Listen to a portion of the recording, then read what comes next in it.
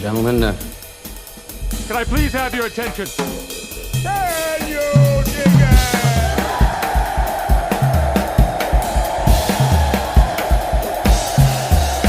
it? Greetings, dear listeners. This is Jonah Goldberg, host of the Remnant podcast, brought to you by the Dispatch and Dispatch Media. We are continuing to run through the tape of 2023. I don't know how that metaphor actually works, and I don't care. But we are having some very exciting first-time guests and some very exciting fan favorites. And so for the first time in 2023, we're bringing on my dear friend, my fellow podcaster my co-host on the Glop podcast, which has its own fascinating, disparate listenership. And of course, the editor of Commentary Magazine and the host of the Commentary podcast, none other than Mr. Crushing Morosity himself, John Podhoretz. John, welcome back to the Remnant. It's amazing that I am known as the soul of Crushing Morosity when, as you know, I do nothing but sit around reading memoirs of third-rate Hollywood and showbiz figures, which I think qualifies me as being kind of an antic madcap person rather than a crushingly morose person.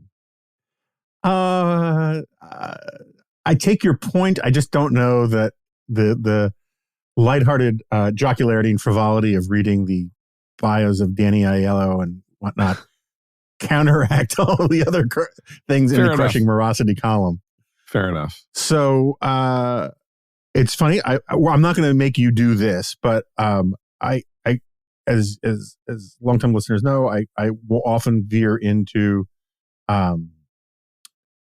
conversations about the intersection of theology and political ideology and stuff. And we've had lots of people on talking about Christian theology and whatnot, and occasionally even Muslim theology. And people write me and say, "What about the Jews?"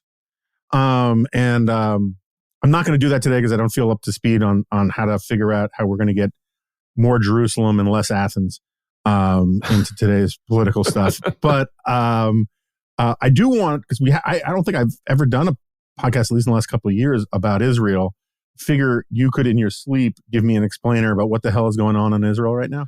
Okay, so the explainer is this. After 4 inconclusive elections dating back to 2019, in 2021, finally a coalition of parties and interests that existed in Israel solely and exclusively brought together by a dislike of Benjamin Netanyahu, who had been prime minister by this point for 12 consecutive years, managed to cobble together a 1-seat majority in the Knesset, the Israeli parliament. So there are 120 seats. They managed to stitch together 61.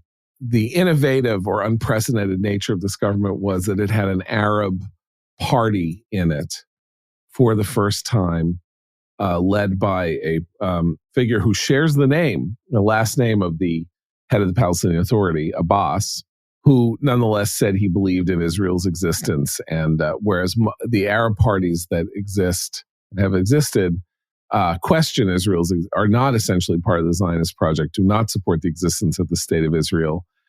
And Arabs vote for them in larger numbers, who are the Arab voters, which is politically demented because they do not support the existence of the government. They are not represented in the government and therefore don't have their interests represented in the government. This is part of the biting, biting off your nose to offend your face nature of Arab politics in and around Israel. Nonetheless, this government was cobbled together and it survived longer than most people thought it would, but it finally collapsed and a new election ensued. And Bibi Netanyahu's coalition, which had been unable to get beyond 60 seats, which is why for 3 years, and his government before the installation of this cobbled together government was a caretaker because no one could form a government. His coalition got 64 seats, which is like the equivalent of right now of a colossal landslide. because there's a kind of relatively comfortable margin of 3 seats in the majority, or 4, depending on how you want to measure it. And he therefore became prime minister again. The controversy that has erupted in relation to this government among many people, but mostly sort of liberals and leftists who really dislike Netanyahu, is twofold. One is that one of the key policies that he and his new government wish to pursue has to do with reining in the runaway power of Israel's Supreme Court. Israel does not have a written constitution, and it has a unicameral legislature. So you can say that it has the problems of any such body. There is no check on executive or parliamentary authority, except, the collapse of a government, of a coalition government. There's no way to stop legislation. So in the late 1990s, Israel's Supreme Court, in a kind of nervy version of Marbury versus Madison, not to get too wonky, essentially arrogated to itself the power of judicial review and announced that it would now declare whether or not certain laws passed by the Knesset were or were not unconstitutional or unreasonable. There was an unreasonable standard that they started to enumerate. And I think rightly and justly, people who believe in, the proper administration of a representative government have objected ever since that the Supreme Court is not. The other part about this is that the Supreme Court is, people on the Supreme Court and in the judiciary in general have not largely been chosen by the government. It's essentially as though the American Bar Association appoints the Supreme Court. A committee of lawyers chooses who will be on the Supreme Court. So there is judicial review without any representative check on Israel's Supreme Court. It just announces that such and such policy or law should be considered unconstitutional and throws it out. There's no impeachment. The judges aren't confirmed by the Knesset. So there's no participation of the electorate in this body, which is essentially just sort of like almost royalist in its ability to sort of like, it's like the Queen in England. It just the way the Queen in 1974 dethroned Australia's prime minister, which actually did happen. They just say, okay, that law is bad. So serious scholars and serious people who are worried about this have been pushing back on this for more than 2 decades. It's now become a political issue for the reason that the Supreme Court has again arrogated to itself the idea that it will determine whether or not politicians who were accused of crimes and offenses or convicted of said crimes or offenses should or should not be allowed to serve in office. And this, of course, then goes directly to Bibi Netanyahu himself, who is currently being tried for 3. He's been indicted for 3 supposed offenses. These are, in my view, by the way, and I'll view a lot of people, preposterous allegations, but I'm not going to go into them. But the idea being that should he be convicted, the Supreme Court will immediately announce that it will declare that he must resign from office. There is even an argument that the Supreme Court could announce that since he is under indictment, he should resign from office.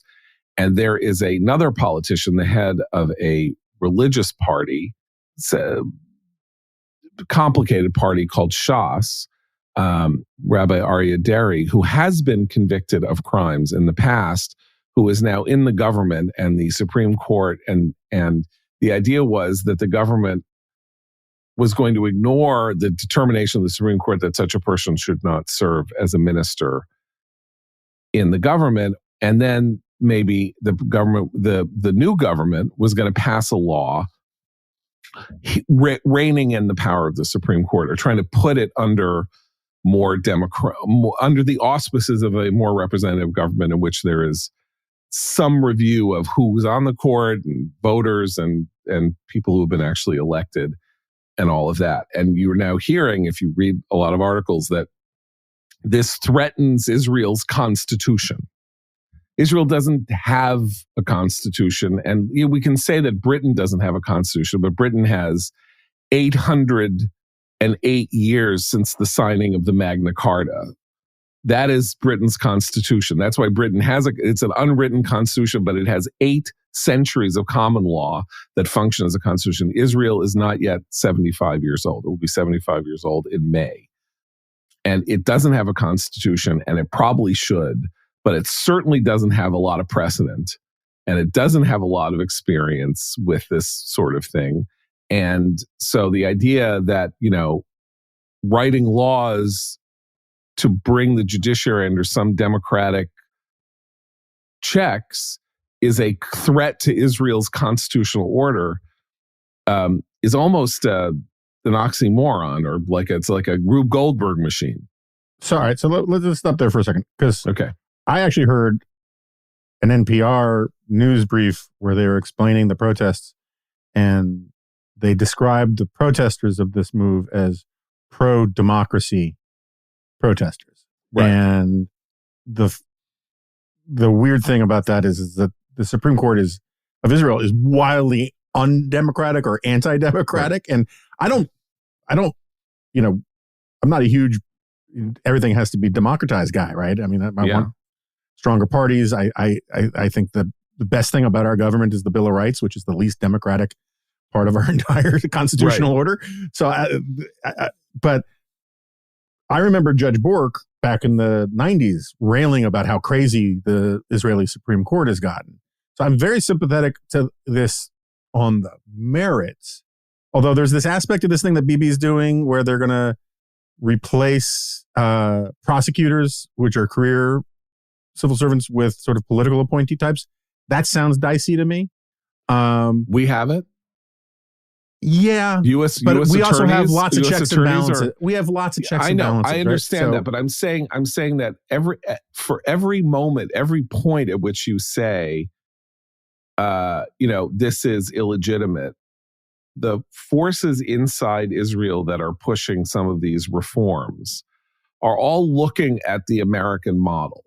Mm-hmm. And the forces that say that Bibi is destroying the Israeli system are effectively looking at the British model. Now, Israel was set up on the British model. That's if you assume that their criticisms are honest and not disingenuous, and I think they're disingenuous. Basically, Bibi doesn't like the Supreme Court because it's leftist, and because what it does is it tries to rein in the power of the conservative voting majority. Well, conservative is the wrong word, but whatever. The voting majority in Israel, because it is a representative voice of Israel's liberal elite, which is vastly less powerful and vastly less representative of Israel's populace than the liberal elite in America is of America's populace. Biden gets 81 million votes.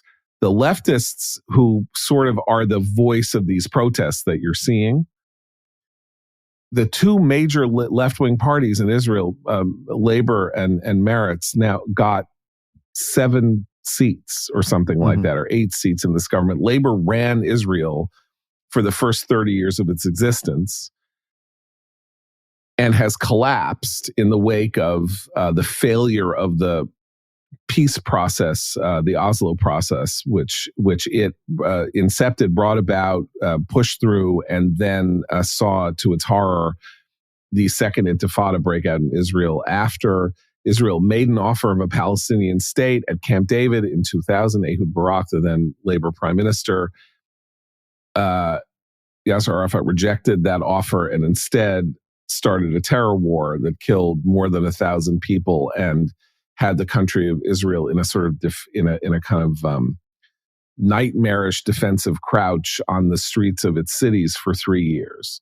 And even though it's 20 years later, it's like 22 years later since 9/11, the argument that what Israel needs to do is make gestures toward the Palestinians to find ways to make sure that there's a Palestinian state has absolutely no following in Israel outside of the 50,000 people who read Haaretz, its left-wing newspaper. But the Supreme Court is that thing in Israel. It is a voice of that part of the political spectrum, and it therefore has outsized power because it does not, unlike here, as I say, it does not actually represent all that many people, and we would not tolerate in the American system.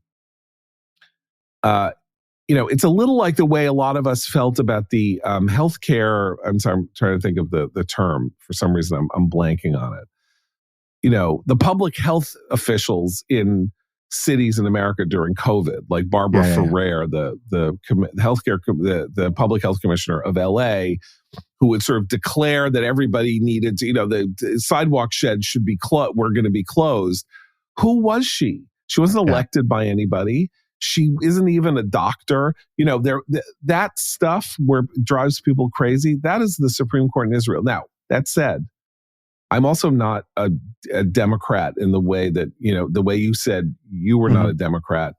And I think that there is a very strong argument that Israel needs a written constitution that establishes systems of governance so that a lot of the things that have gone on that have made the good working order of its government very hard to manage are regularized and given a permanent footing, including a check on the Supreme Court, but also giving the Supreme Court the power of judicial review so that when it does something, half the country doesn't say, who are you? Right. Yeah, Who the hell are you anyway? You're just like a law professor from Bar Ilan University. You don't get to say, I'm the voter here. You're just some pundit. Like, screw you. Yeah, that's the crazy town thing. The lack of any sort of democratic, like the idea that the ABA would be the third branch of government or appoint the third branch of government is insane. Yeah. Right. It's flatly insane. Yeah. So that's number one. I think we need to go to the second major controversy, which is sort of more important in some ways, which is that two parties got in the government because they merged, and they're led by two very incendiary politicians, Itamar Ben-Gvir and Bezalel Smotrich. These guys are, it's in the American context, it would almost be as though the guy who did Ruby Ridge and Al Sharpton were ended up with more than 10% of the seats in the Knesset, or 20% of the seats in the Knesset, and 10% of the seats, 20% of the coalition that is running the country. And one of them sort of like is an implicit backer of the terrorist Baruch Goldstein, who shot up Hebron in 1995 and killed 29 people, had a picture of him on his wall. They talk about transferring Arab populations out of Israel to the West Bank. They want to annex the West Bank. They're very incendiary now, and so a lot of people are absolutely out of their minds with rage and fear that this is Israel's future, that Israel is now going into this authoritarian populist future in which these guys represent the future of Israel's democracy, which will be religiously authoritarian, insisting on permanent sort of oversight or governance of this captive Palestinian population, and will insist on all sorts of socially conservative religious measures that will destroy Israel's place as a cosmopolitan, fractious, multi-level democracy. And they make all kinds of arguments about them and what's wrong with them. Simple fact of the matter is, politically, what happened is that Bibi, who is a very, very, very brilliant politician, convinced these two guys to go into coalition together because, for complicated reasons, it's possible that neither of their parties would have been able to be in government if they had remained apart. I don't want to go into the reasons why, it's too boring, but because they came together, they ended up with a lot of seats and a lot of voters, where separately they would have had none. He needed them. He needed those voters, and he needed them to get over the hump, and they got him over the hump. And so people are screaming because it's like he now owes them everything. Now he'll be in their thrall because they have the balance of power. They got him into power, and they are bad news. I'm not so sure they're as bad news as people think. Some of the things that people have asserted are so dangerous about them. One of them, the big one, which already happened, is this idea that they are going to insist on changing the status of the Temple Mount. The Temple Mount, which is in Jerusalem, is the site of the Dome of the Rock, the third holiest site in Islam. The Temple Mount is also the site of the holiest site in Judaism, which is the remains of the Second Temple, which was destroyed in 70 AD. And Jews are not allowed to pray. Israel took the Temple Mount in the 6-Day War, and Moshe Dayan, the defense minister, who was hostile to religion, made an agreement with the Jordanians who would minister the holy sites of Islam in Jerusalem that Jews would not pray on the Temple Mount.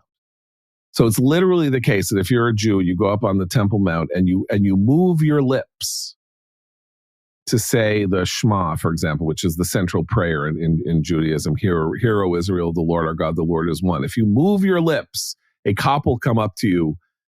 He won't arrest you, but he'll throw you out. He'll make you leave.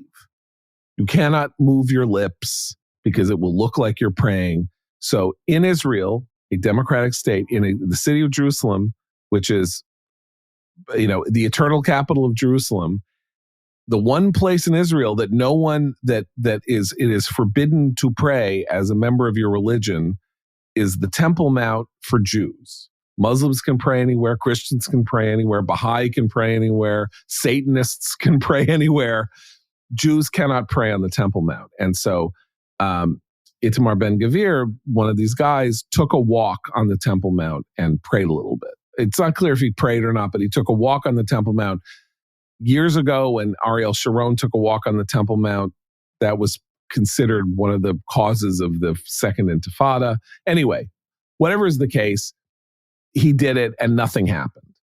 There was like, this is going to ignite a war that will last forever and there'll be violence in the streets. And as often happens when people predict outrage on the part of Arabs and the destruction of all comedy in the Middle East, when Israelis actually do things, they don't, in fact, respond particularly. Anyway, that is the political controversy surrounding this supposedly evil government, and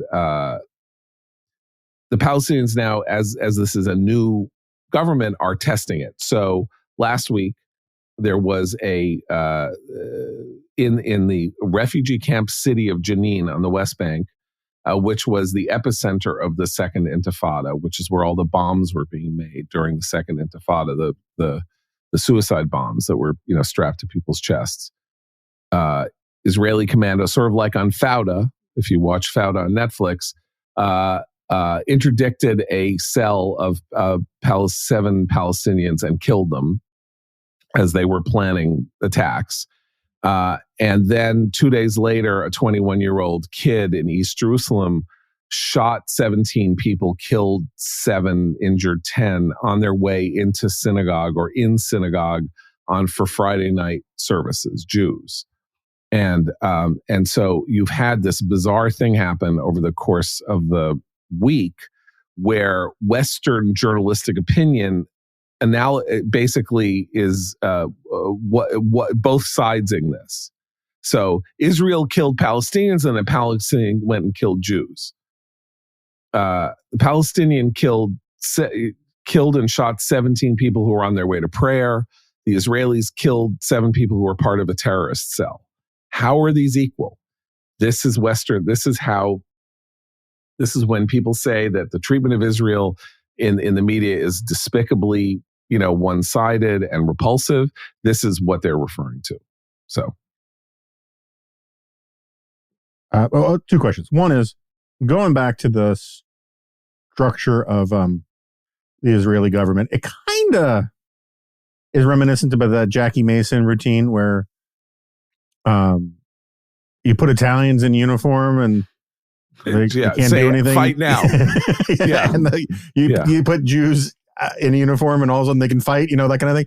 Like, Jews typically are really great intellectuals about political science and law and stuff, but you put them in their own country and they design the most fakakta kind of system of government. I mean, it's democracy. I'm not saying it's evil. I'm just saying it's wildly dysfunctional, right? I mean, the lack of a written constitution, if you're going to have a parliamentary system and you don't actually have the provision of judicial review and you don't have an upper chamber of your legislature, that's bananas with among the most disputatious people in the universe, to have just one parliamentary system. And when people think, and then this better than I do, but when people talk about how, coarse and ugly our politics are, it's like, go listen to the Arabs on the floor of the Israeli, Knesset talking about how the government that they work in should be destroyed. So what is the actual history of, not the formation of Israel, but like the decision to pick necessary but not sufficient parts of the British model? That is obviously a topic for a long story. 22 doctoral dissertations. But the government of Israel grew out of the Labor Party largely. So remember that Israel was formed in 1947 and 1948 after essentially a kind of war of resistance against the British. Mm-hmm. And what they had were these competing political forces, and each of them was kind of like a militia more than it was a party. The Labor Party and the Herut or Likud, whatever you want to call it, the sort of right-wing revisionists on one side and the socialist laborites on the other side. And the socialist laborites won, complicated reasons, and they were not particularly interested in that. They were often hard socialists, like not communist socialists, but this was a country that did not want to have a free market economy. It didn't for quite a while. Its leaders did not want a free market economy. They wanted to direct everything and control everything, and they announced things like everybody. And Woody Allen's, but everyone needed to change their name. That was a big thing. Like, there was an announcement in 1950, everyone should change your name, change your last name to a Hebrew word or a Hebrew name, or your first name also. Like, it wasn't precisely a law, but it was kind of like, we're a new country. Everyone must have a new last name. Mm-hmm. Like that. This was a big thing. Like, they were very directed, top-down directed. And so they had the qualities of socialist internationals also, mm-hmm. which is that they were mean and insulting and they sucked. And they were nasty they were nasty and ungenerous to the minorities in the country who were not part of their ideological coalition. And the Labor Party ran the country for 30 years. And by the time they were done in 1977, the country by this point was majority Sephardic. That is to say, the Labor Party people were all Ashkenazim, meaning they were Jews from Europe or, Soviet Union or whatever. Sephardic Jews, Mizrahi Jews are the remnant of Spanish Jewry that was, kicked out of Spain in the Inquisition, and they went all around North Africa and all over the place. And after the founding of the country, in a lot of places, they were expelled en masse from Yemen, from Egypt, from Iraq, from Iran, and they ended up in Israel and were mistreated by the Labor government. And by 1977, they were the source of support for the minority party, Herut or Likud, and which was run by Menachem Begin. And Begin becomes prime minister, and the country has never been the same because Labor ran out its welcome. It ran the economy into the ground. It was very haughty, and what its genius was that it had built this astounding army. And then in 1973, they mishandled, mismanaged, and misled the country, and the Yom Kippur War, which was ultimately in which the Israelis ultimately prevailed in 1973, but was a historical disaster that kind of destroyed the standing of the Labor Party. But basically, they didn't believe in democracy. They didn't believe in setting up a system in which the rights of the minorities would be protected and stuff like that. They wanted to have a command economy and a command political system.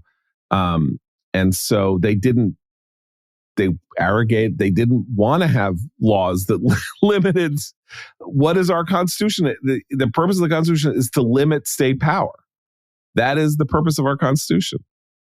And of all constitutions, that is what it does. It says, the presumption is not that you can do everything, but that you should do nothing, and that the power that you take for yourself is the exception and not the rule. That was not the ideological vision of the people who won the fight for the founding of Israel. So, all right. So, and then the second point, and we really don't need to dwell on this because we have vital political and pop culture rank punditry to get to.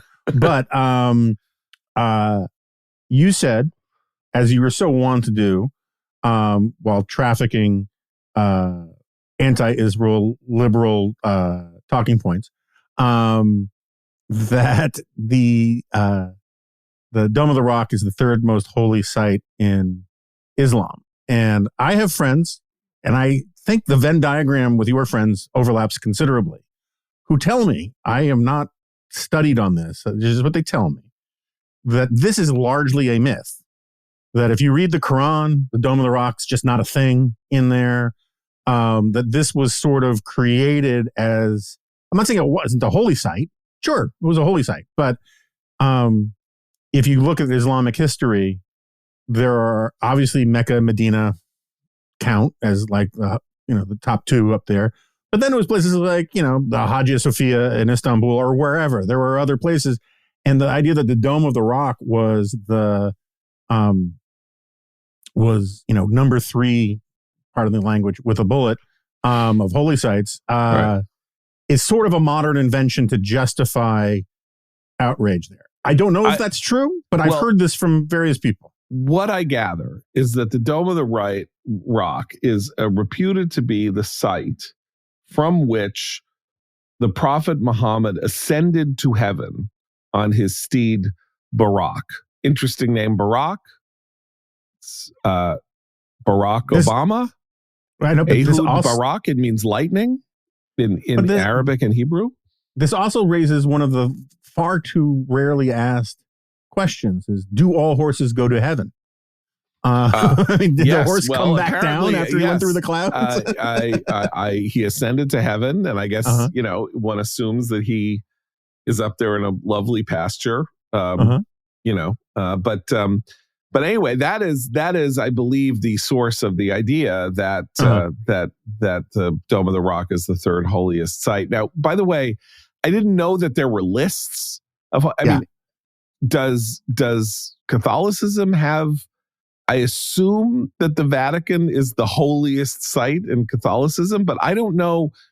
Is there like a hierarchy? Is Lourdes holier than? I don't know. I mean, so let me put it this way. I doubt very much there's an official list, but I promise you someone's got a list. Right. Yeah. I mean, I know that for Mormons, the Garden of Eden was in Kansas City, and the holy city of the church was Nauvoo in Illinois, that was destroyed when people came to lynch Joseph Smith. So I guess there are sites like that. But yeah, I mean, Judaism doesn't have holy sites. There is only one holy site. That's when I say it's the only holy. Judaism is not a religion that functions like objects of veneration specifically. And the whole thing was that the practice of the religion as a public communal matter until the destruction of it took place in this one site, in the temple in Jerusalem. And when the country was whole, the temple was destroyed. The Romans came in, they allowed the Jews to rebuild the temple, and then later Romans destroyed the temple. And for 2,000 years, Jews have been trying to return to the place where the temple was destroyed. So the reason I'd say it's like an interesting talking point, because Charles Krauthammer used to say this. Like he would say, they say, oh, you got to be careful with their holy site. And it's like, they have other holy sites. We don't have any holy sites but this holy site. Therefore, it's kind of more important for us than it is for them. Because if we don't have the temple, we have nothing. If they don't have the Dome of the Rock, they have Mecca and Medina. Therefore, they're better off than we are in the holy site calculus. It's sort of like an SAT kind of analogy question, because it's also the logic of this argument tracks almost perfectly the logic of the argument about how Israel's the only Jewish country. There are lots of Muslim countries, right? Yeah. Muslims have lots of holy sites. Israel has one holy site. They're sort of miniature versions of each other or whatever. All right. So now that everyone understands what is going on in Israel and has no questions because we've authoritatively settled all of this. None. Yes. Let's move on to politics for the time being. How are you feeling as someone who broadly shares my philosophical and moral outlook on Donald Trump? I'm not saying we see eye to eye on every single thing, but we could sit at the same booth without yelling at each other at a diner. How are you feeling about the GOP right now? I mean, I feel pretty bad. I don't know how even the interesting thing is that everybody in the ambit of the GOP doesn't like the GOP. Fact check, true. That's fair. Yeah. Right? So Trumpians don't like the GOP because, Coco Chow and her robot husband, who is very, very mean to Donald Trump, are running things, and that's terrible. And, people in the House who revolted against Kevin McCarthy don't like Kevin McCarthy. Kevin McCarthy doesn't like them. I assume that most of the body of the House of Representatives has some qualms or problems with some other function of the GOP. And we're now only talking about officials or whatever. Mm-hmm. No, but the data shows that most seems to have GOP-based voters vote against the other party. They actually hate the GOP. I mean, same thing with a lot of Democrats. Is most Americans, they aren't partisans because they love their party. It's because they hate the other party more. But I mean, what is there to like about the GOP? I mean, honestly, what is there to like? Like, is there an agenda that the GOP has that I like? Well, I mean, there are elements of the agenda that I like that would be farther along and in much better shape had Donald Trump, never gotten on the escalator. So a lot of that is kind of entropic. Like it is GOP issues from time immemorial, largely, but are you for larger government or smaller government? Republicans are for smaller government. Are you for strength abroad and order at home? If you're a Republican, you will tend to be supporter of that, broadly speaking. And if you're a Democrat, you're less comfortable with that. But all of that sort of took this weird hit starting in 2016. There was this jagged discontinuity where all of that was true except when it wasn't, or at any given moment. We like the cops, but we hate the FBI. We like order, but there's the deep state, which is bad order, and all of that stuff. And I don't know what the GOP is, except, as I say, this kind of entropic force that is still, broadly speaking, representing less regulation, even despite the stuff that went on, probably, more military spending, more support for, traditional values, the family, stuff like that. But it's not an advocate of those things. It doesn't know how to talk about those things in a way that is rallying or elevating or logistically compelling. And so, here we are, you and I and the remnant. I don't even know what we're a remnant of, because in the end, the thing that I think we always had in common, and that people, which is, I always resisted the idea that I was a Republican. I would tell, first of all, I was a journalist, so I was not a party official. When we're on these talk shows, you and I, and it was always like, I was there, and then there would be, the New York State Democratic Party chairman. Right. And I'm like, I'm not the other side of him. I write for the New York Post. I run Commentary Magazine. I run the Weekly Standard. I'm on the right, he's on the left, but that we are conservatives. And again, like broadly speaking, if there's a conservative party in the United States, it's the Republican Party, but it's very corrupted as such. And, this is put not your trust in princes. You and I think agree, you want, for the purposes of political thickness, which you want in our country, you want stronger parties, not weaker parties. You want stronger internal coalitions, or people forced to go into internal coalition in their own movements in order to provide a check and balance against their own ambitions and all of that. But, I'm not a party man. I've never been a party man. And I think we've never been more justified in the idea that one should hold to a higher standard than who it is you vote for on election day. Yeah, I mean, on the point about the punditry thing, it was always a great peeve of mine, and the peeve was always, there are certain peeves that you have where you get much angry about it when people think you're crazy for thinking it, and you go on TV shows and it would happen to liberals too. I mean, you get liberal writers from the New Republic who go up against, GOP political consultants. It's the same problem, right? And like, you and I are in the business of writing and saying what we believe to be true. And political consultants and political campaign people, they're paid to say what they believe to be true, but only in private. In public, they're supposed to say whatever is good for the party or the client. And to put just an inherent mismatch to have arguments between those kinds of people. But the problem is that if you actually get people who are intellectually honest fighting with each other, you often don't get the kind of fireworks that TV producers want. Right? Well, it's not satisfying.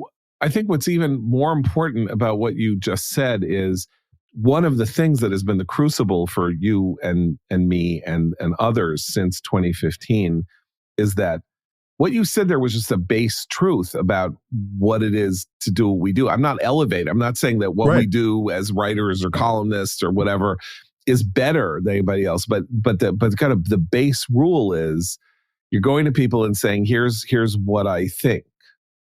And you're like, it's a free market. Like, you don't have to listen to me. You don't have to pay attention to me.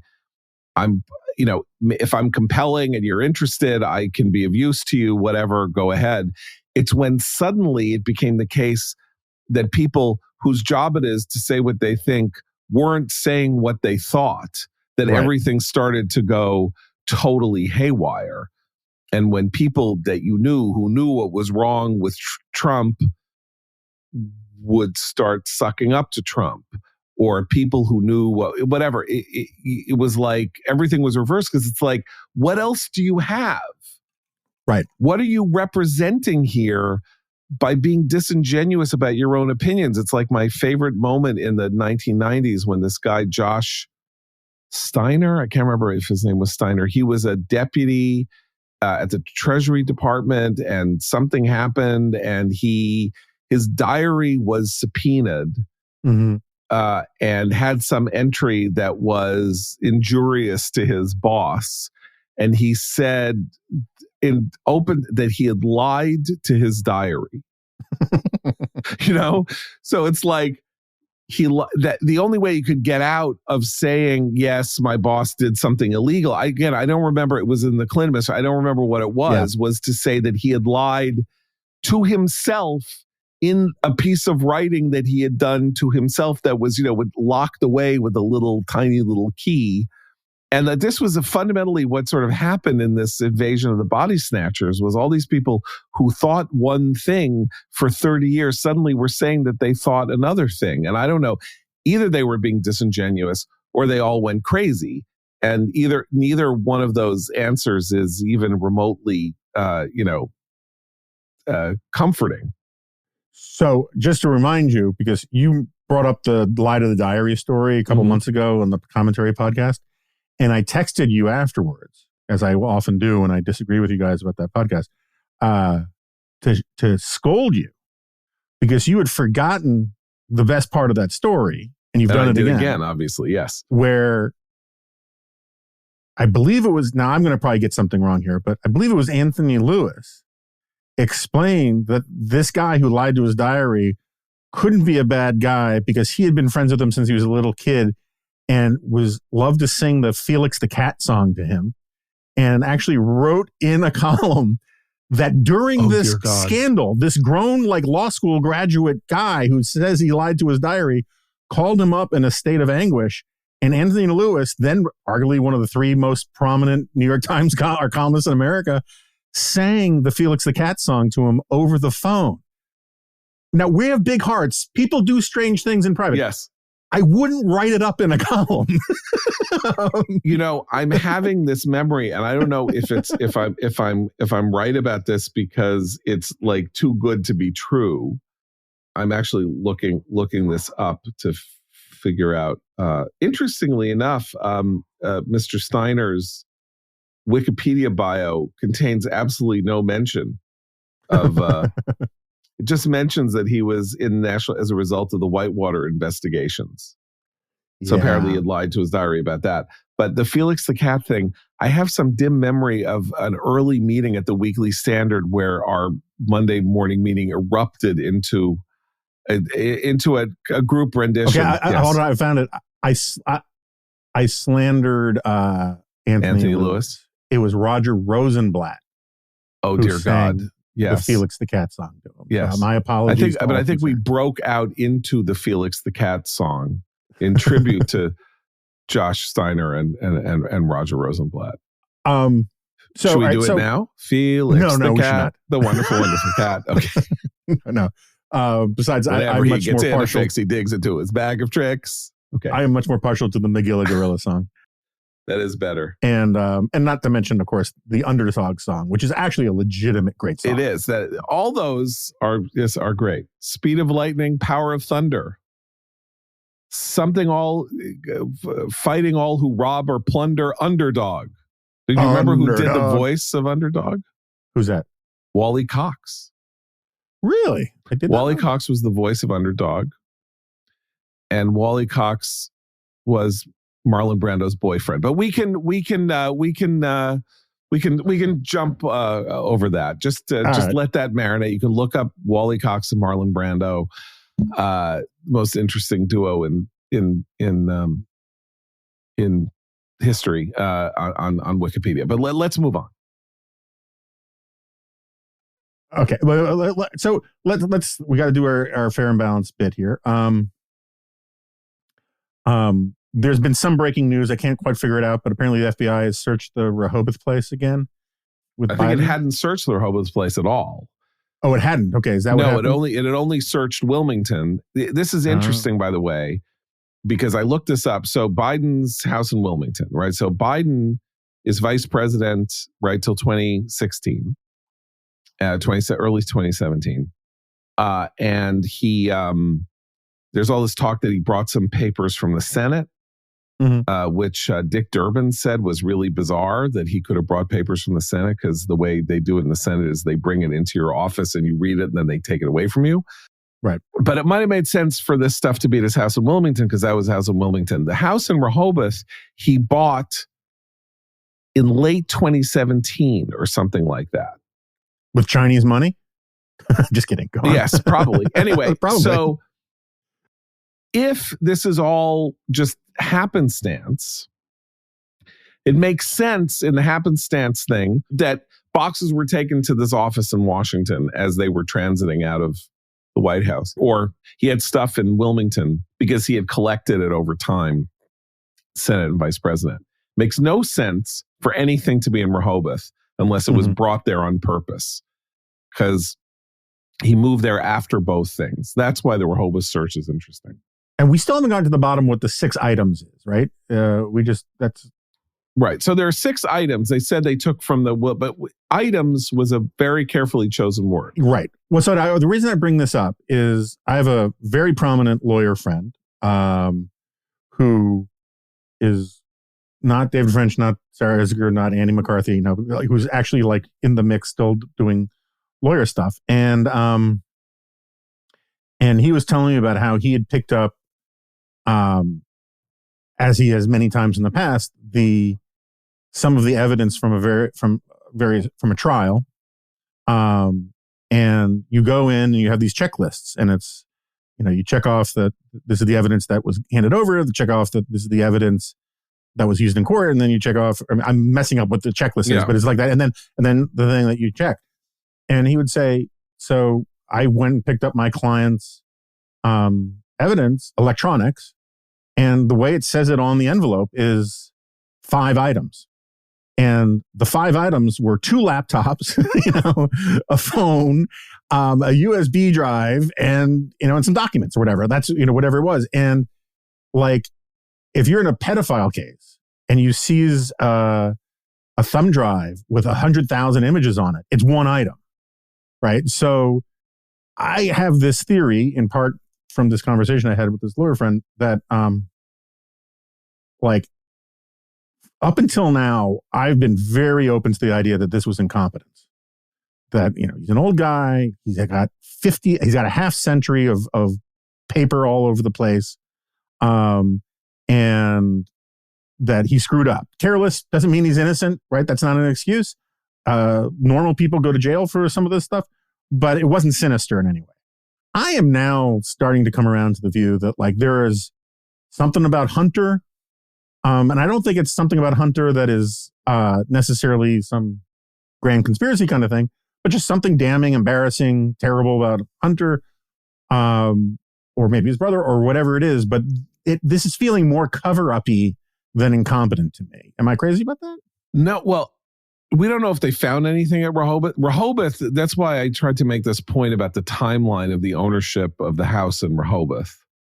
Because if there's stuff in Rehoboth, that's weird. That's a deliberate choice to take things.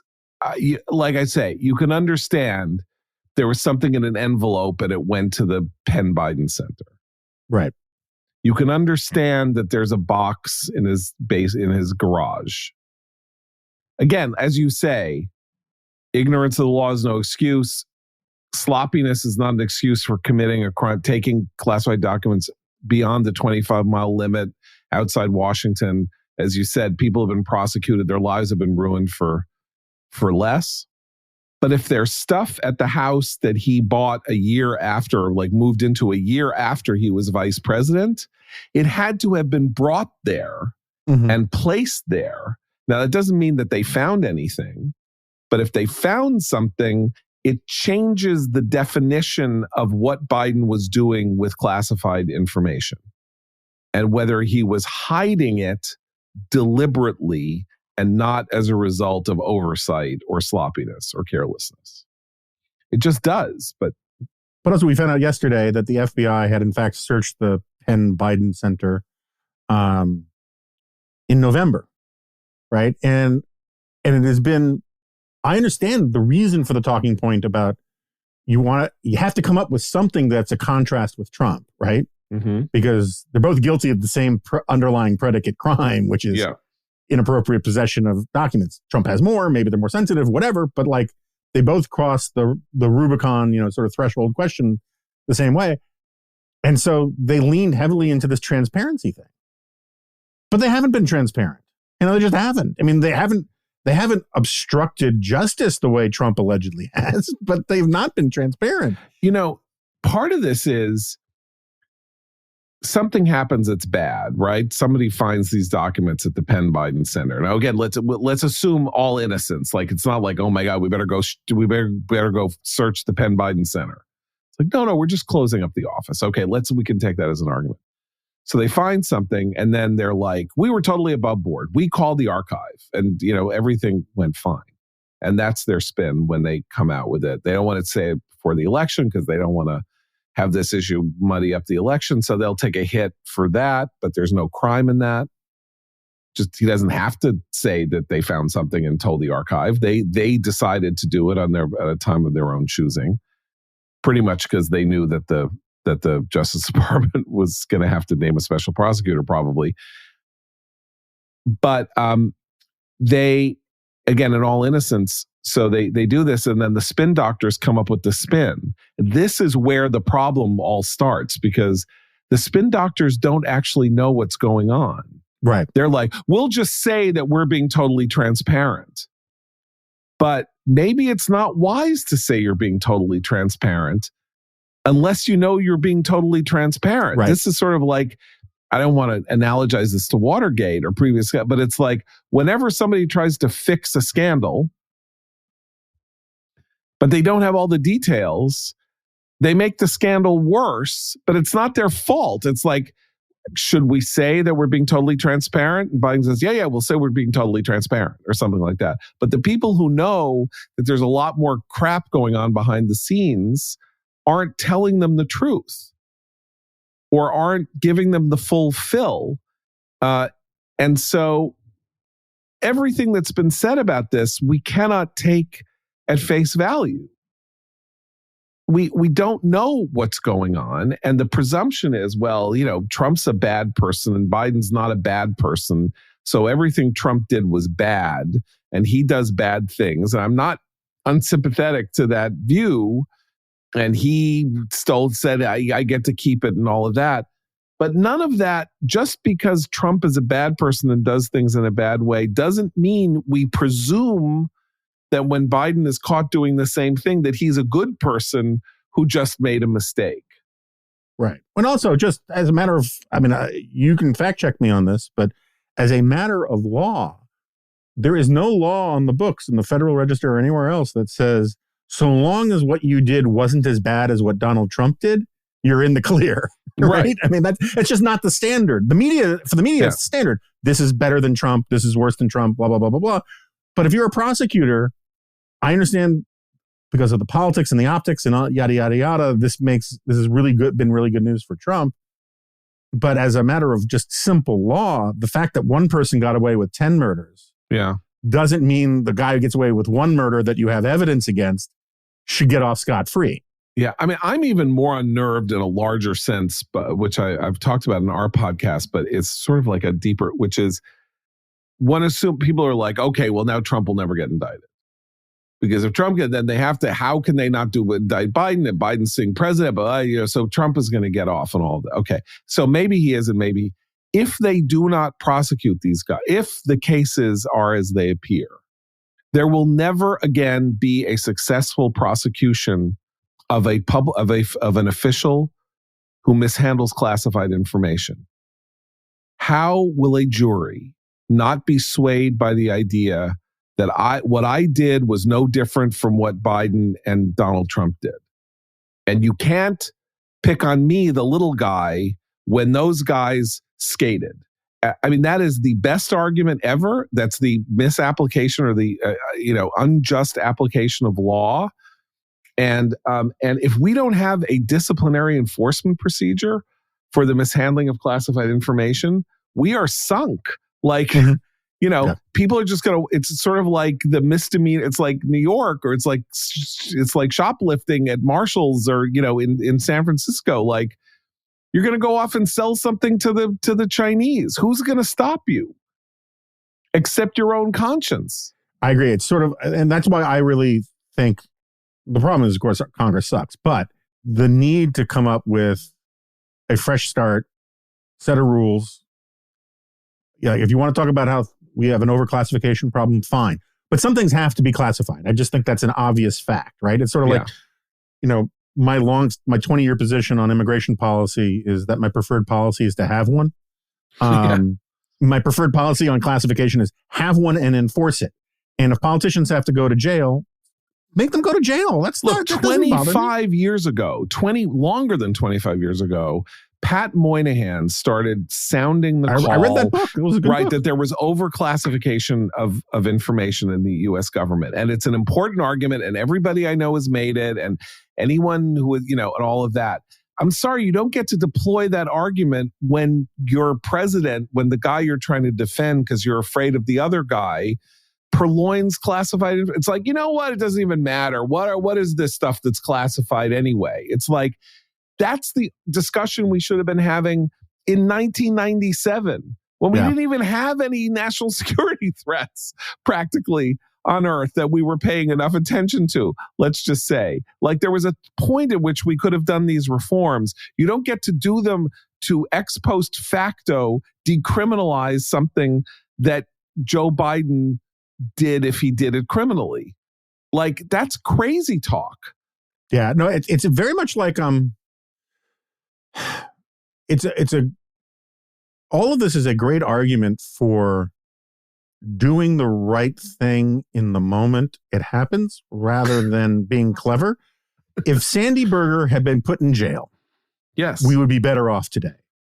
If Hillary Clinton had been prosecuted, we would be better off today, right? Because if those two things happened, it would be impossible not to prosecute Donald Trump. Right. It would be, right, and it would be conceivable that Joe Biden would have fixed these mistakes a long time ago because he was like, holy crap, did you see what happened to Sandy and Hillary? Yeah. But I think that this is I've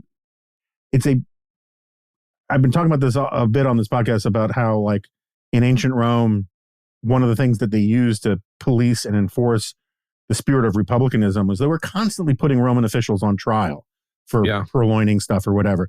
I really think that we need to see some prosecutions of important people and not just prosecutions of little people, because that it erodes all sorts of confidence in the system. All right, in the time we have left, I mean, you can respond to that obviously, but you were poo-pooing a while back, I seem to recall. We were texting about the lovely and talented A.B. Stoddard's appearance on this podcast. And you were skeptical of the idea that Biden wasn't going to run, that he can't run. And then yesterday on your podcast, you had Mark Halperin on, who made the case that maybe Biden actually will not run. And you seemed more open to it. So, Mr. Podhoretz, where do you stand on this question now? Both the normative and the whatever the other word for not normative is. I can't imagine that Biden won't run, absent something that makes him not run. In other words, polls the best. He's the sitting president. I think we already figured out, like, James Polk is the only sitting president not to run for a second term in the entire history of the United States. Yeah, I guess you could say Johnson. He accomplished all three of his campaign promises. Right. And then he retired. Yeah. Right. So it's really not, I know that's 46 people, so it's not that large a sample, but it's a pretty large sample, really. He clearly loves being president. It's not that hard on him. He gets to spend 3 days a week in Rehoboth having his blood recirculated or whatever. And does he have a blood boy? That would be a great story. Wouldn't that be great? Yeah. The president has a blood boy. Yeah. on the roof of the car, like hanging from the car. And, every terror of the Democratic Party, it has to be confronted instantly if he doesn't run, right? Who can beat Trump? We know he can beat Trump because he beat Trump before. He's the only person who beat Trump before. So everybody else who would run against Trump, if Trump's the nominee, has no history of beating Trump. So if your major concern is beating Trump, he's the guy.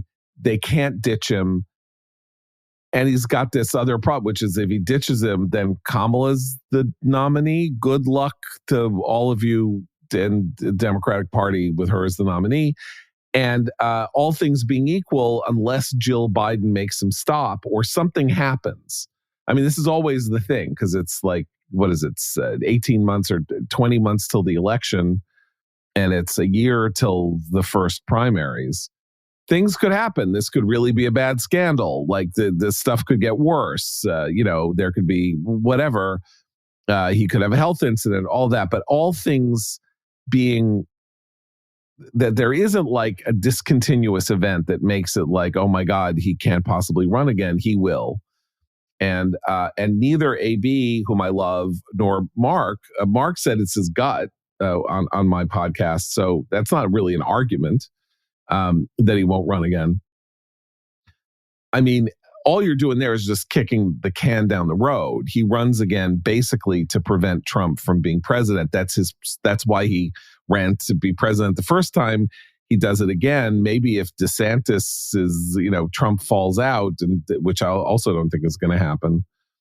So that's where I am. I just don't understand. No one ever doesn't run again for president unless you're Lyndon Johnson and you're really, really stupid, because I don't think Johnson was stupid, but politically he was obviously incredibly stupid. He overread McCarthy's victory in 1960. He overread Walter Cronkite coming out against Tet. I assume he just didn't want to be president. Part of it was really like, just get this away from me. I really loved being the king of the Senate. This job is horrible and I don't know how to win this war. And I want to, I would rather jump out the window. But that's a very rare set of circumstances. And, who doesn't want to be president when you've been president? What do you want to do? Like make bad documentaries for Netflix? I mean, the Obamas are sitting there. They don't know what the hell to do with the rest of their lives. This is the problem with being president too early. Like Obama's sitting there, making lists of his favorite TV shows of 2022, and he's got, he's my age. So hopefully he's got 60 years left. He's almost middle-aged. Yeah. Well, where are you on this? Do you think he's going to run? I think yours is the most persuasive case in terms of it's just basically yours is the case for gravity, right? Yours is the case for inertia, momentum, water seeking its own level. Like, given the facts we have right now, without knowing of something that's going to get in the way, why wouldn't he run? Not as a psychological thing, but as just as a sort of a all signs point to yes kind of magic 8-ball kind of thing. So I find that utterly credible and defensible, and maybe that's the right way to bet. At the same time, I don't think you see these stories about Kamala Harris like that Washington Post story about, misgivings about Kamala Harris. I was on with the author of it, Cleve Woodson, on CNN 2 nights ago. And nice guy. And we had some interesting arguments in the green room. And I was also on with Karen Finney, who's, just a straight up Democratic operative type. Very nice lady in person. But that Washington Post piece doesn't get written if Joe Biden is 55 years old, right? That right. Washington Post piece is, was sort of about 2024, but it was, they also want to have this thing about, will she be ready in 2028 to run for president? And it's like, no one's thinking about that. This is all about concerns about, not to be morbid, either Biden dying, or Biden opting not to run, or people wanting Biden not to run, but they're like, here's this problem. We cannot replace Biden with anybody other than Harris, and we think Harris is going to lose. So I think that there is a real flop sweat panic about the mess the Democrats have gotten themselves into. And the thing that, I think I talked about this with AB, but like the thing that drives me the most crazy in the talking points about Biden, you're right, Biden beat Trump. But I hear all the time people say, it's sort of like why I always get annoyed when people say the third holiest site in Israel. Yeah. I hear people say all the time, and it always catches my attention, Biden's got the playbook to beat Trump. No, he doesn't. Right? He spent a year in a basement when he had a good excuse because of COVID to be in a basement. He has to campaign. He's old. He's got a record to run on. He can't have this sort of nod and a wink implied return to normalcy stuff because he'll have had 4 years that didn't really feel too much like normalcy. And so it's just and Trump's a different character now. The parties are different. And so it's not a rerun of 2020 in that sense. And it requires a completely different playbook. And the idea that smart people around Biden think that you can run the same playbook has got to terrify the even smarter people who realize that he can't. And so I know I don't know. I know I'm talking around this. But Mark I think made this case. Mark made this case on my podcast. Right. He is. But Mark made this case on my podcast that the two likeliest people to succeed him at the head of the Democratic Party, if you sort of look at polling even now, if Biden doesn't run, are Elizabeth Warren and Bernie Sanders. Bernie Sanders is also 80 and Elizabeth Warren is 73. Yeah. And this is craziness. And so what do people say? They say, oh, there's Pete Buttigieg. Pete Buttigieg, I think, is a very good political performer. And in fact, if I were Pete Buttigieg, I would be readying my CNN show, because that's actually what he should do, is be, the new Chris Cuomo or Larry King or whatever like that. But that's ridiculous. The guy is transportation secretary and screws that up and was a mayor of a city of 100,000 people. He's not going to be president of the United States. Gina Raimondo, Brett Stevens says he loves Gina Raimondo, who is now the Secretary of Commerce, who was governor of Rhode Island. Come the hell on. Like, we're talking about the most important person in the world. Gina Raimondo was a serious candidate for president. It would have emerged before now, and she wouldn't have left the governorship of her state to be the head of a tertiary cabinet department that does nothing. So the whole thing is bizarre, and that's why, look, it is an incredibly bad sign for the country. I hate when people say, oh, the country's finished, even though I, say that to you in text and stuff like that. But if we end up with a replay of 2020 and 2024 with an 82-year-old and 79-year-old or whatever running against each other, both of whom are ethically compromised, and one is senile and the other is a psychopath, and this is where we are again, I don't know what that's, the Chinese are going to eat our lunch and will deserve it. Like, this is where we have come to. It's a one thing to have come to it once by a series of historical accidents that Trump ends up president and Biden ends up the nominee, and then they have this race in the middle of a once-in-a-century pandemic. But that basically the country chooses to go through it again, this absolutely horrible Hobson's choice, is terrifying. Well, I also remember 2016, both parties nominated the most unpopular and the second most unpopular public figures in America, right? Each of whom were the only people who had a chance to lose to the other. But to be fair, here's what's interesting about Hillary, when Hillary started her race for president, when she stepped down as Secretary of State in 2013, she had a 67% approval rating. Mm-hmm. And that approval rating started to crater or move way down in 2015 after wipe my server with a cloth, and the whole stuff with the server and all that going on through 2015.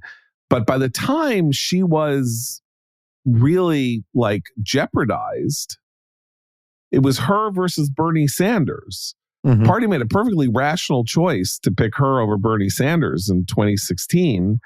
I'm saying we've seen Biden as president. We've seen Trump as president, right? They both end up with 42, 43% approval ratings.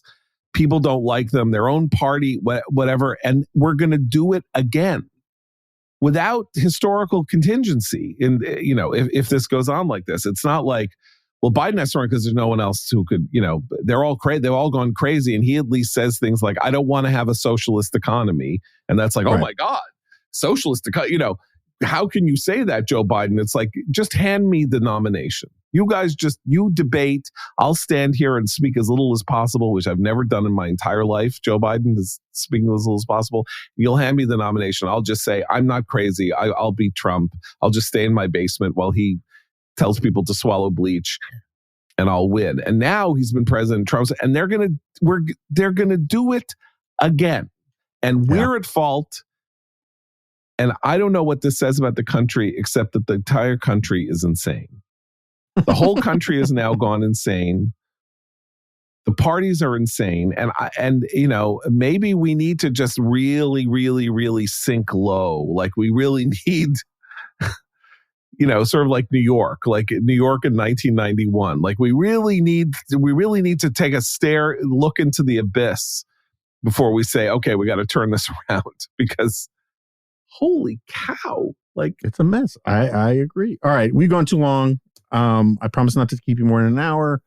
We've gone an hour and 15 minutes, and we haven't even talked about The Last of Us. We haven't talked about... Oh, it's so good. It's really good, except for, can I just say one thing? So here's what I'm hearing. We got to say, it's last episode, third episode is this spoiler episode. Warnings, everyone, if you're not caught up, spoiler warnings. I'm not even going to talk about what, I'm just going to say this, that it was an unusual episode of television because it took us away from our protagonists into another story. And everybody in the world of elite opinion is like fainting dead away from joy. And this is the greatest episode of television ever. This is the greatest. Oh my God, it's the greatest episode of television ever. And I say unto you, Jonah Goldberg, that if the couple on the episode were not gay, but it was a woman and a man in a house, and exactly everything was the same, except that they were heterosexual, would anybody be saying this was the greatest hour of television in the history of television? Okay, so we should just, I said spoiler warning, so you can still run away, people, but we should just explain this. Third episode of Last of Us, which is this HBO show, which is sort of a zombie apocalypse show with some new twists. It was kind of a brilliant sort of bottle episode in a way, right? Where Nick Offerman, Ron Swanson from Parks and Rec, plays this survivalist prepper guy who is almost giddy to have been proven right in his survivalism stuff, right? It's like, it's actually happening. And it turns out that it's a story of him finding this guy. They fall in love. They spend 2 decades together. And it was sweet and touching and all the rest. But I was joking with my colleague Sarah Isger about, can't wait to hear what David French's reaction to it was, because David and I, we talk about prepper stuff all the time, right? And we're like, and we think about what our strategy should be and where you go first and blah, blah, blah, blah, blah. And the first 6 minutes of Ron Swanson, when our Nick Offerman, when the wry smile goes across his face as he realizes it was all worth it. And I was right to stockpile my guns. And now I got to execute this plan I've spent my life thinking about. And he goes and he raids the Home Depot and he gets all these supplies. Like, at that moment, people like David French and me were just giddy, right? Yes. And then I was like, oh my God, they're actually going to do this. This is awesome. He's doing it the right way. And and then, like my dogs, when they realize we're not driving to the park, but we're going to the vet, it turns into this, like, wait, what? Yeah. What? It's this romantic fantasy, which I don't mean this as an angry homophobic thing or anything. I just mean I want more prepper stuff. No, this is my point, which is that the entire reason that you can do an hour like this is because the couple is gay. Right. No, I agree. If the couple weren't gay, it would be like, what are the stakes? There are no stakes. It's a man. Right. This woman wanders into his ambit. They're like Adam and Eve. They're in a house. They're cooking food together. They reach people at all this. And so maybe that is the explanation, that because they're gay and you don't see it coming that they're gay. Maybe I sort of did see it coming. Nonetheless, it's like, okay, it was pretty good. It was sort of an interesting way to go with this show, which is a very interesting show. Yeah. And it's incredible. And I don't like zombies, as you know. It's a very high quality show that's doing very interesting things. But it is like one of these things where the grading on a curve for wokeness is now so extreme that people are literally in my Twitter feed saying this is the best episode of television in the history of television. And Which I is can bonkers. name Right. 200 episodes of television off the top of my head that are better episodes of television, even though this was pretty good. Yeah, I mean, totally defensible to say the best episode. The Rockford Files with Mariette Hartley, the episode that one, the Columbo that Steven Spielberg directed. I mean, I could literally name the last episode of the first season of The White Lotus is better than this. Like it's fine. It was good, but push all the buttons and check off all the boxes. And this thing is the one that's going to win the Emmys next year. Oh, for sure. Yeah. But the thing that I find kind of surprising about it as just a cultural thing is like this reaction would have made a lot more sense to me 10 years ago. But there's still this idea that there are, I think one of the reasons people like it is because they like to think it bothers other people a lot. It's sort of like, do you remember when they revealed that there was that one of the stormtroopers in that one of the Star Wars sequels was black?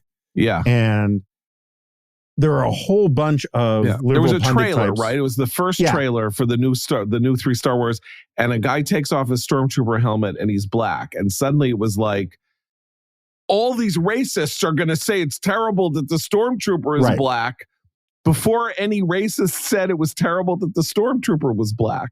Right. By the way, that's my point. Why would it be bad if the stormtrooper were black? Aren't stormtroopers bad? And if you're a racist, don't you aren't they the bad guys? So wouldn't you not mind if the stormtrooper? Anyway, sorry. Right. And the stormtroopers are supposed to track a little bit psychologically as like Nazi stormtroopers, right? That's why they're called stormtroopers. And so you're saying blacks are Nazis? I mean, there's all sorts of ways you can interpret it that would have been smarter. Yeah. But it was this anticipatory, I'm okay with black stormtroopers, but we know that other people aren't going to be kind of response. And what annoyed me about that was the only people I knew who were upset about a black stormtrooper were Star Wars geeks who were knowledgeable of the canon that knew that the stormtroopers were all clones. Remember the whole clone they were all thing, clones. right? Yeah. And they weren't they were clones of actually like a Asian or Hispanic guy. They weren't clones of a black guy. And so it was just sort of like, don't call nerds racists because they're nerding out on nerdery. And it's sort of like I got attacked by some prominent comment. Wait, they're all clones of Boba Fett, is that right? Something like that, yeah. Okay, or Boba Fett's son, who's actually something. half Maori. So the there guy you who go, plays him. Okay, there you go. Anyway. But I got attacked by this political cartoonist for saying that the 3rd season of Star Trek Picard was horribly written. And the guy went nuts on me about how that's because you support fascism and you're a Trump guy. Blah, blah, blah. I was like, no, it's because I'm a Star Trek geek. It has nothing to do with these other things. And I feel so like bad. this gay offer the gay storyline, gay Offerman, this gay storyline thing is that people are so psyched about it because they think other people are going to be so bummed about it because of homophobia. And that reaction would have made more sense to me 10 years ago. Yeah.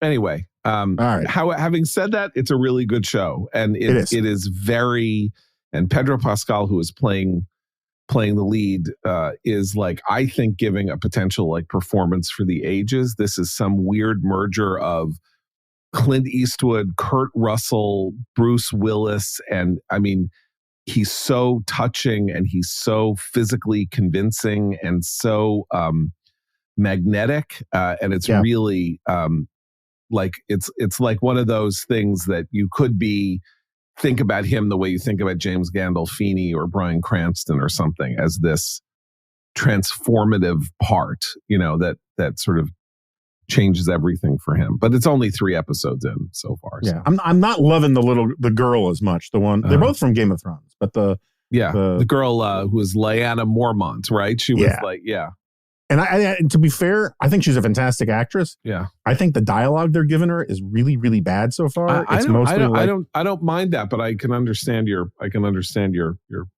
sentiment. I am struck by the fact that every post-apocalyptic show now, there was one with Rosario Dawson somewhere that I watched one episode. I can't remember what it was.